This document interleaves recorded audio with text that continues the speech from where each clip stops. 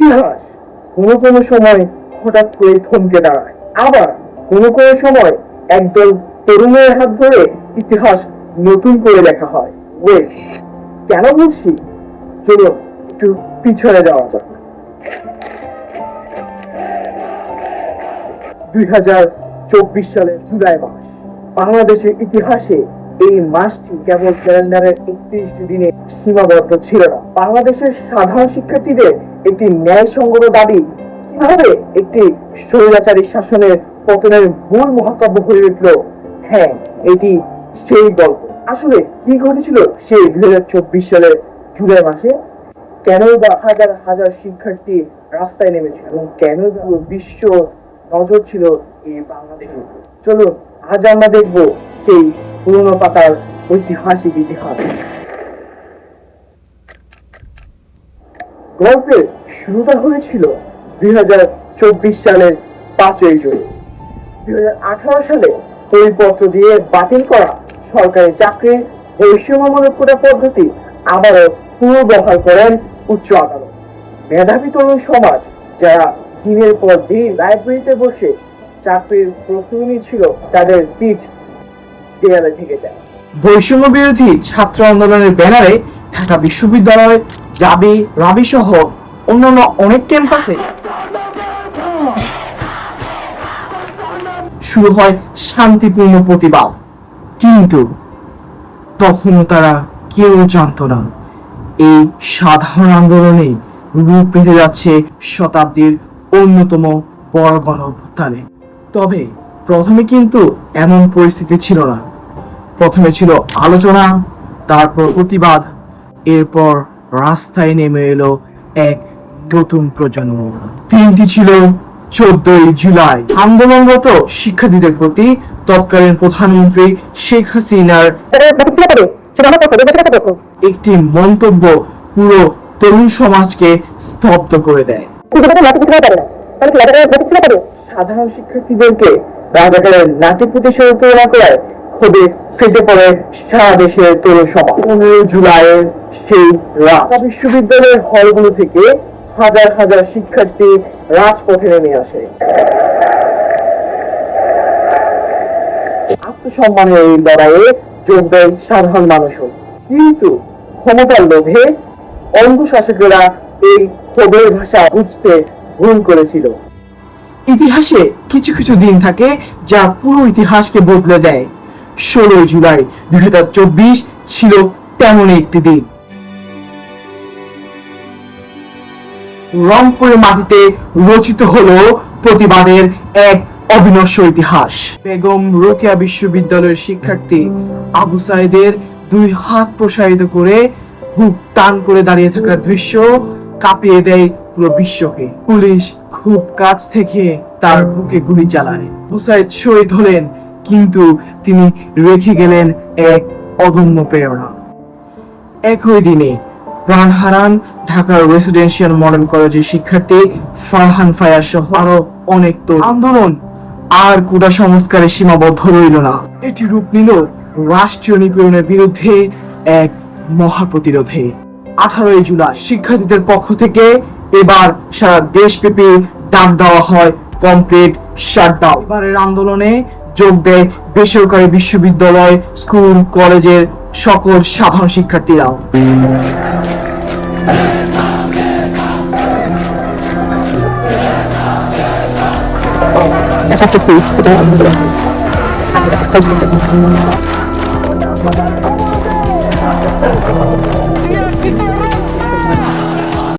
এবার ঢাকার বাড্ডা, রামপুরা, উত্তরা ও যাত্রাবাড়ি পরিণত হয় এক রণক্ষেত্রে। রাষ্ট্র তার সমস্ত শক্তি, পুলিশ, র্যাব, বিজিবি এবং দলীয় নেতাকর্মীদেরকেও লেলিয়ে দেয় তার নিজের দেশের সন্তানদের ওপর, এবং নির্বিচারে গুলি চালানো হয় হেলিকপ্টার থেকে।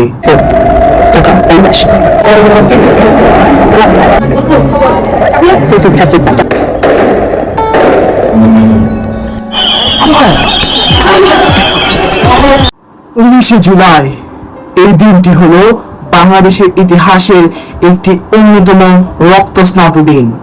সাভারের ইয়ামিন যার মৃতদেহ পুলিশ শাহজাহান থেকে রাস্তায় ফেলে দিয়েছিল।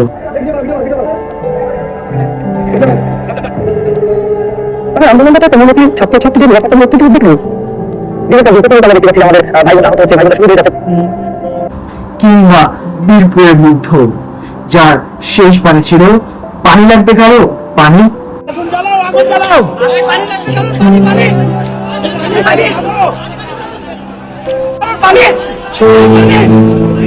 এমনই শত শত ছাত্ররা প্রাণ হারায় বুলেটের আঘাতে।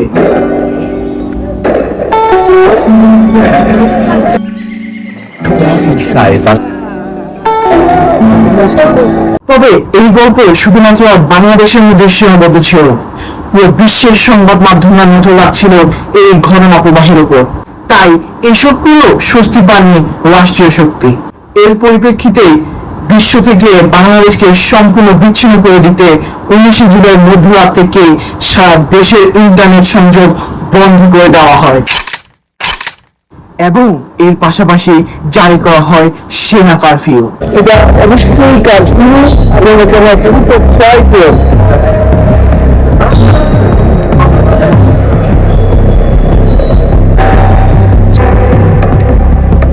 এই ডিজিটাল ব্ল্যাকআউটের সুযোগে চলে ইতিহাসের অন্যতম বর্বরতম ক্র্যাকডাউন।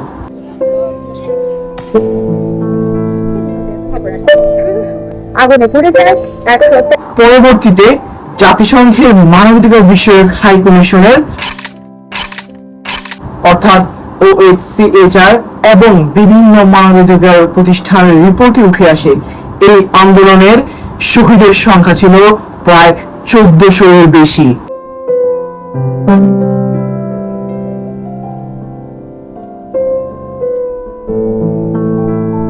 কিন্তু প্রশ্ন হচ্ছে, একটি বুলেটের ভয় দেখিয়ে কি পুরো প্রজন্মকে থমকানো যায়?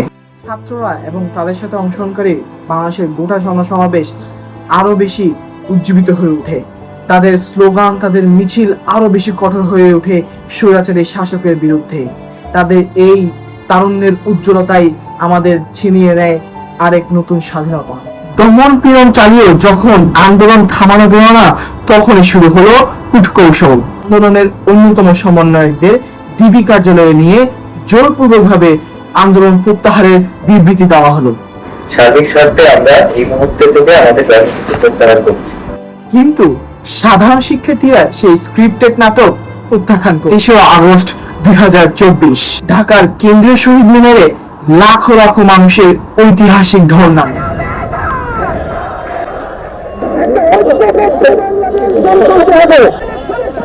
সেখান থেকে আসে ঐতিহাসিক এক দফা ঘোষণা, স্বৈরাচারী সরকারের পদত্যাগ। আন্দোলন এখন আর শিক্ষার্থীদের মধ্যে নয়, বরং এটি ছড়িয়ে পড়েছে দিনমজুর, রিক্সা চালক, শিক্ষক, অভিভাবক সহ সকল পেশা শ্রেণীর মানুষের মাঝে।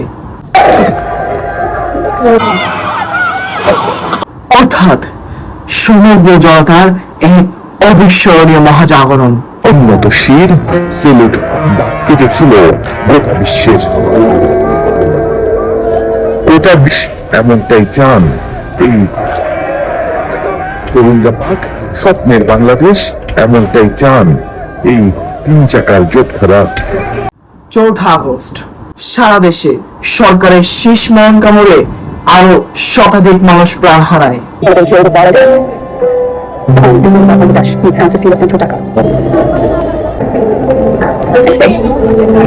5 আগস্ট সকালে আবারও ইন্টারনেট ব্লক আউট করে দেওয়া হয় এবং কারফিউ আরো জোরালো করা হয়।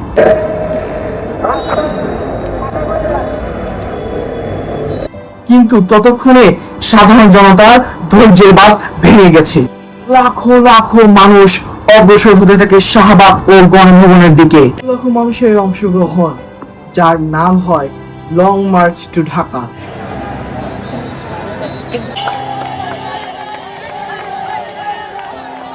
এটি ছিল একটি অভূতপূর্ব ছাত্র জনতার সুনামি, যাকে মুখে দেওয়ার সাধ্য কোনো বুলেটের ছিল না। 5 আগস্ট 2024 শিক্ষার্থীরা যার নাম দিয়েছিল 36 জুলাই।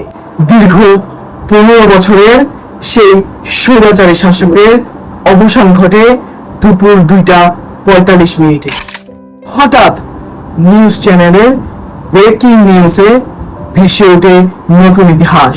শেখ হাসিনা তার প্রধানমন্ত্রী পদ থেকে ইস্তফা দিয়ে দেশ ছেড়ে পালাতে বাধ্য হন।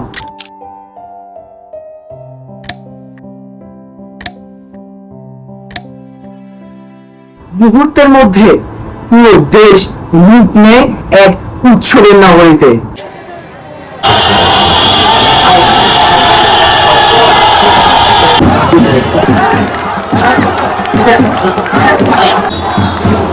গণভবনে ও সংসদ ভবনে সাধারণ মানুষের সেই ঐতিহাসিক প্রবেশ শুধুমাত্র কোনো ভবনের দখল ছিল না, বরং এটি ছিল দীর্ঘদিনের অবদমিত স্বাধীনতার তীব্র বহিঃপ্রকাশ।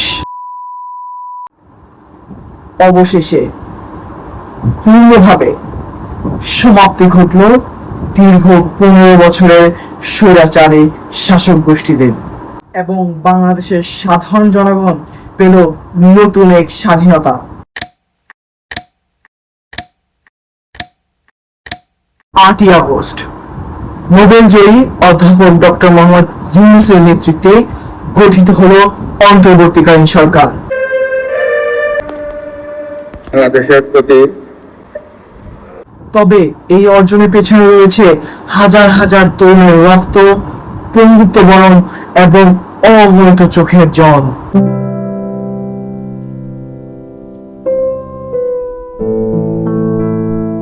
রক্তস্নাত জুলাই শিখিয়েছে আমাদের কিভাবে অন্যায়ের বিরুদ্ধে বুক টান করে দাঁড়িয়ে থাকতে হয়। দেয়াল জুড়ে আঁকা সেই তরুণদের রঙিন গ্রাফিটিগুলো আজ মনে করিয়ে দেয় এই স্বাধীনতা যেমন অর্জনের, ঠিক তেমনি এই স্বাধীনতা রক্ষা করা আমাদের সেম একই দায়িত্ব। শহীদদের আত্মত্যাগ যেন বৃথা না যায়। একটি বৈষম্যহীন ন্যায় ভিত্তিক নতুন বাংলাদেশ গড়াই হোক আমাদের আগামী দিনের অঙ্গীকার।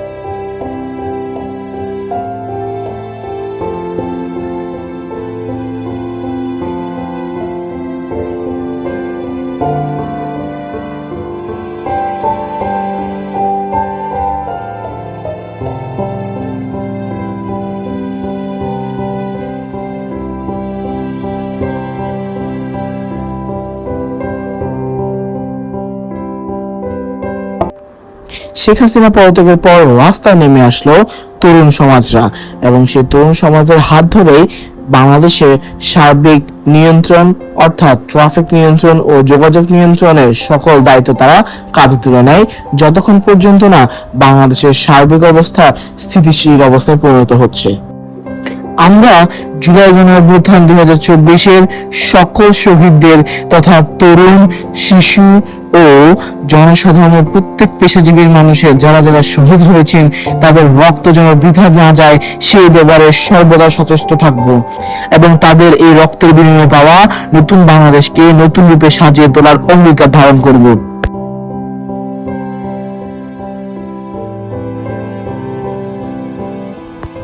পাশাপাশি তরুণের হাতের ছোঁয়ায় সারা বাংলাদেশ মেতে উঠে রঙিন ছোঁয়ায়, এবং এর মাধ্যমে এই গ্রাফিটি আমাদেরকে শিক্ষা দেয় যে আমাদের ইতিহাস কখনো ভুলবার নয়। ইতিহাসকে ধারণ করেই বাংলাদেশকে সুন্দর একটি বৈষম্যহীন রাষ্ট্র হিসেবে গড়ে তোলাই আমাদের দায়িত্ব।